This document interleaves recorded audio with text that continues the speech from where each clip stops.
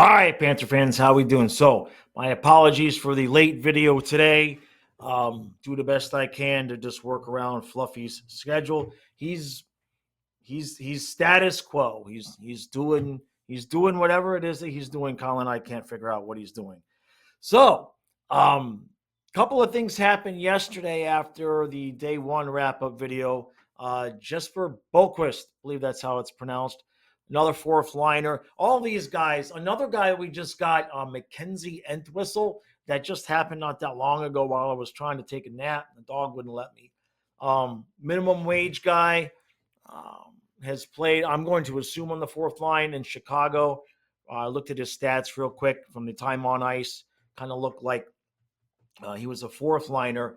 We have a lot of fourth liners. Whether or not either one of those guys or any one of those guys are going to be in that right spot next to Lundell when he eventually signs, that all remains to be seen. But in terms of, we definitely got bigger on the fourth line. There's no way around that. You can definitely see what Zito wanted, which was big guys that'll play for minimum wage, and we've got them. So whether or not the roster is done being rounded out, don't know. There's still Tarasenko out there. But I wouldn't expect too much in terms of the defense. Nothing has happened. I keep cracking the joke with some of my friends that either Balinskis or Kulikov is going to end up on the second pair. But I don't know. I don't know how much of that's going to be a joke. We'll just have to wait and see and find out. I trust Zito. Any one of these guys, Balinskis played well for us, and I mean, Forsling didn't come right in and start on the top line. You see what I'm saying? So I know there's the expectation of trying to repeat for a cup. And Lord knows, we'll hear it from the media going into the season all summer long if this is where Zito is going to leave the defense. I don't think you can, because you still need at least another experienced NHL defenseman. You've still got to make a move somewhere. So that remains to be seen. The other thing is Chris Drieger is back. Now, I know people kind of thought that meant something about Spencer Knight. I don't think so much. You got to have an NHL experienced third goaltender. Drieger is, I hate to put this, but considering the last couple of years he's had, he's not at the bottom of the barrel, but he's on the bottom level. You know what I mean, of the barrel. So I wouldn't expect anything from him other than Spencer Knight, emergency insurance, and of course, if either one of Bob or Spencer were to get hurt, Drieger would be the guy. I'm sure Maurice and everything they're going to talk about how it's an open competition, but I would be highly, highly surprised if Spencer Knight was not in the NHL this upcoming season. So there's that. Now, the other thing I wanted to get into here real quick is the schedule release. Panthers already have the schedule out. The schedule from the end of the cup to the draft and free agency and everything else, this is just crazy. There's been no off season. There's no off season right now. I'm sure once free agency cools off, which it kind of has, there'll be some downtime, but we're still cooking here. So I'm not going to go over every single game. There's no real need for that right now, especially since we don't know what the roster entails. I just want to go over some of the highlights or lowlights according to what I see. Now, obviously, October 8th is the home opener. That's where they will raise the banner. I know people are going to ask if Kyle and I are going to be there, or Kyle or I will be there. If the dog is still here, we won't be there. If the dog decides to pass before then we might be there. I don't know how that's all going to work out. The dog is going. You're not supposed to recover from the final stages of congestive heart failure, but you also don't normally have 24 hours a day, 7 day a week care for an animal. So I'm not getting my hopes up, but I don't know if I'm going to be there October 8th. That's the best I can tell you. So then we immediately go on the road for 4 games. And there are a lot of interesting schedule quirks, as I would call them. So we start with Boston, and then we're at Ottawa, Buffalo, then Boston, Columbus, back to back. Rest of the schedule for October looks pretty normal, right? We got the Rangers, Islanders, Buffalo. Then we get into November, and this is where it gets interesting. First thing, every Saturday in November, there's a home game. Every single Saturday of November, and there's 5 of them, is a home game. Now, what's interesting is we have a back-to-back, November 1st and 2nd, and then 4 nights off. 4 nights off. And then we have a homestand we played Dallas on the 1st. But you know what? I'm wrong here. This is why I knew this is what I thought when I originally looked at the schedule, but then I remembered the 1st and 2nd. That's the NHL Global Series with Dallas in Finland. So we do have 4 days off after that.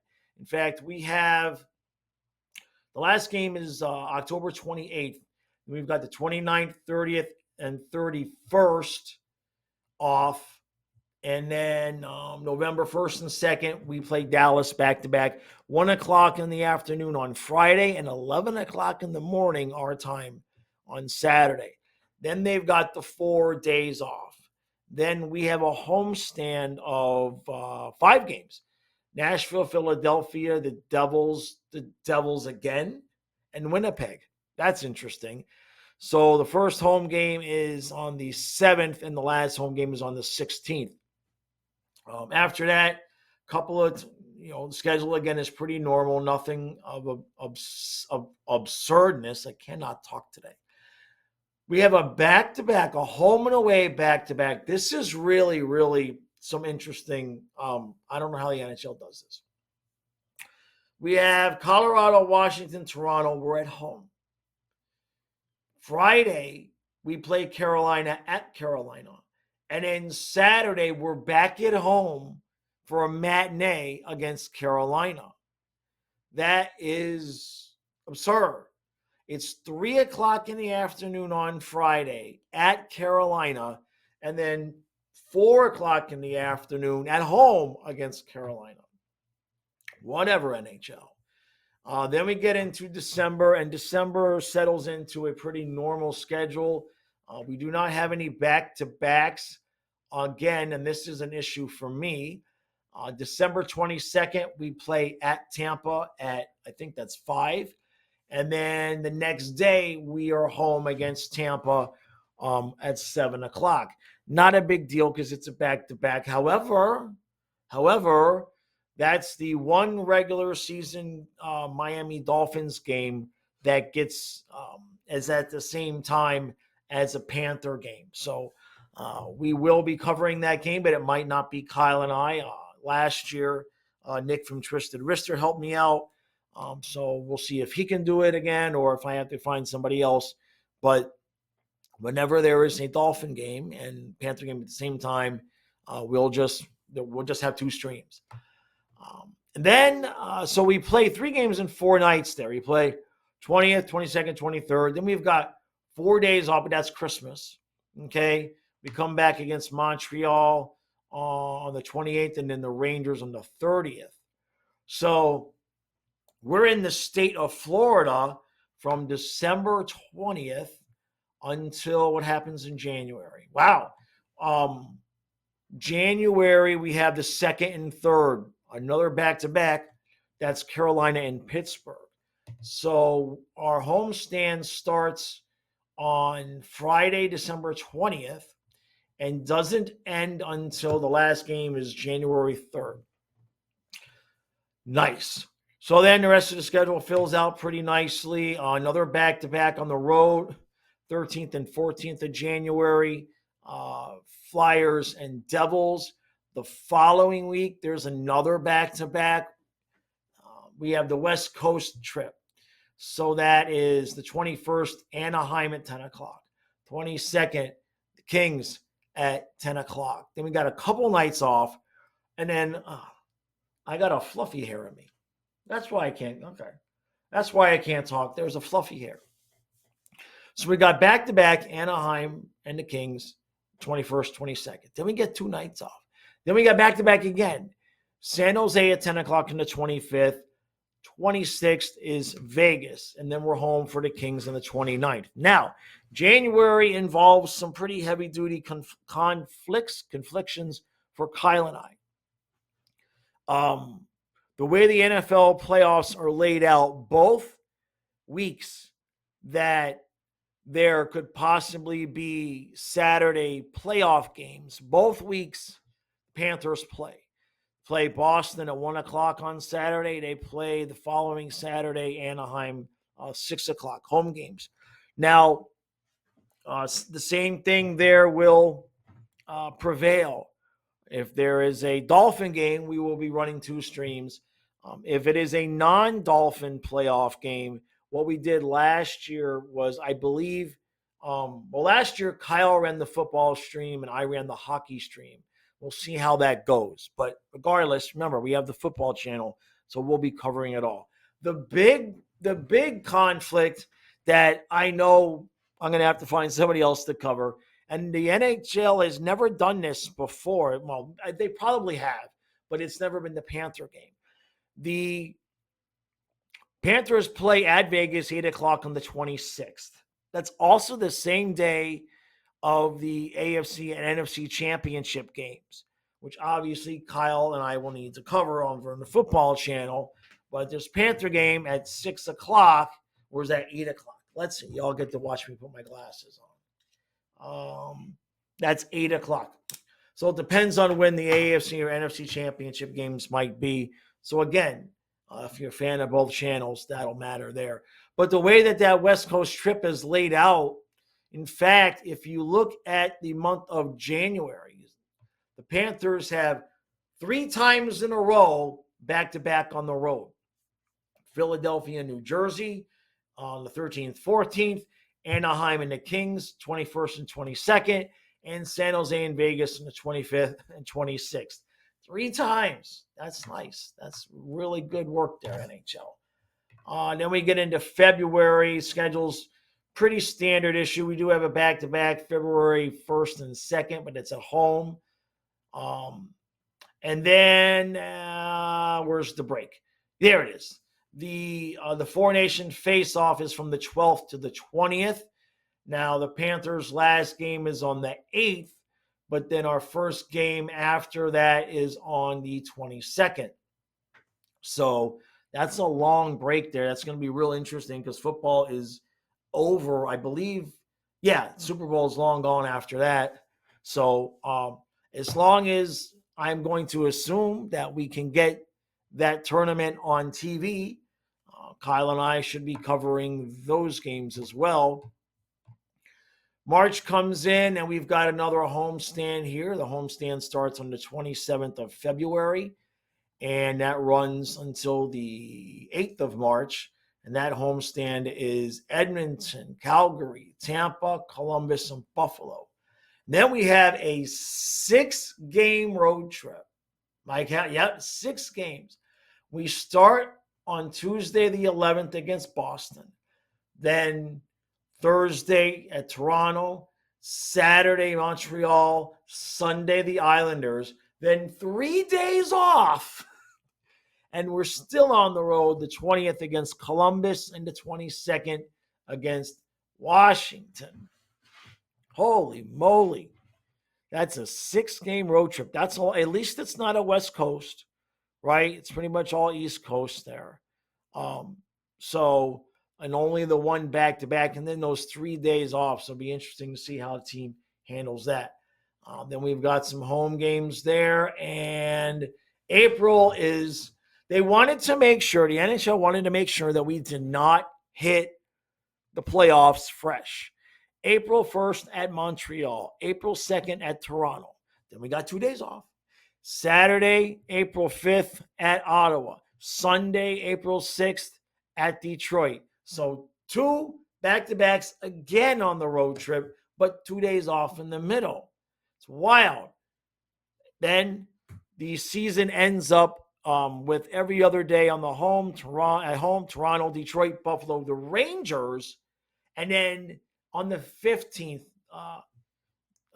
at Tampa. So the last home game is on the 14th against the Rangers, and then the last game of the year is at Tampa, and that's going to be interesting because if you look at the teams that we play there in those last 2 weeks, Detroit, Toronto, Detroit again, Buffalo, Rangers, Tampa, that all could very possibly have playoff implications there. Now, the one thing I will say with all of those back-to-backs is Spencer Knight, get ready. And I would assume we'd have to do that anyway, right? We're going to need Spencer Knight to be on his game, ready to go, because Bobrovsky now has had 2 long runs in a row. I don't know. Obviously, it's far too early to be worried about the split and all of that. And Spencer Knight has not guaranteed himself that spot yet. I do believe it's his, but you know how that goes.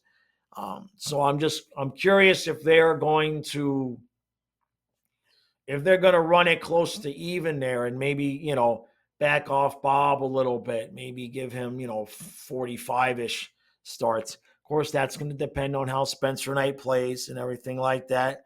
And, how the rest of the team plays. We don't know, there's always the cup hangover. There's always everything that goes into that. But it'll be interesting to see. And if Zito's not done on defense, I'm going to assume he's got to make another move because it would just make no sense to me salary cap wise to have let OEL go if you weren't going to try to plan on replacing somebody somehow. Don't know. And they got to sign Lundell. All right, everybody, that's going to do it for today. What is today? Today is Tuesday. Yeah, today's Tuesday, right? I think it's Tuesday. I think so. We'll have something out tomorrow. I apologize to the members that I have not been getting to the podcast. It's just finding this time right now, even to do this. Karen had to go stop work, go downstairs, watch the dog. So it's not a smooth operation right now. This is my upstairs room. Normally, Fluffy and I would record the podcast upstairs, or excuse me, outside, or he would be upstairs. Last year, he'd be sitting right there, right in front of me. But now I got to do by myself in here. So I'm going to try to get to a podcast this week, and we'll just make it a little bit extra long. Try to get into some kind of a groove there now that Fluffy is, he still could technically go any day, but he was in rough shape. Like, he was in the roughest shape. Like, a vet would be like, dude, put this dog down. But he don't call it a comeback, but he has improved. Not tremendously, but he's comfortable. He has his happy moments. He even was wagging his tail a little bit today. So I don't know how much of an improvement he's going to make because dogs there's no comeback from congestive heart failure, except he doesn't know that. So he keeps trying. All right, everybody, appreciate all the support, and we'll see you again tomorrow.